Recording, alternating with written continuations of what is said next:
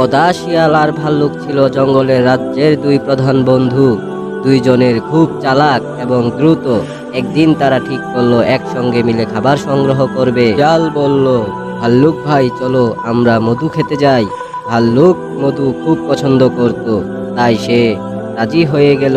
শিয়াল তাকে এক গাছের দিকে নিয়ে গেল, এখানে মৌমাছিরা মধু তৈরি করত। শিয়াল বলল, তুমি মধু খাও, আমি পাহারা দেব।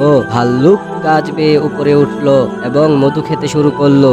এদিকে শিয়াল নিচে বসে বসে ভাবলো, যদি ভাল্লুককে অনেকক্ষণ মধু খেতে দেই তাহলে সে একাই সব খেয়ে ফেলবে, আমাকে চালাকি করতে হবে। শিয়াল চিৎকার করে বলল, ভাল্লুক ভাই নিচে আসো, বনের রাজা লোকেরা আসছে। ভাল্লুক নিচে নামলো আর শিয়াল বলল, চলো একবার পালাই। তারা পালিয়ে গেল। কিছুক্ষণ পরে শিয়াল বলল, তুমি তো মধু খেলেই না, আবার চলো গিয়ে খাই।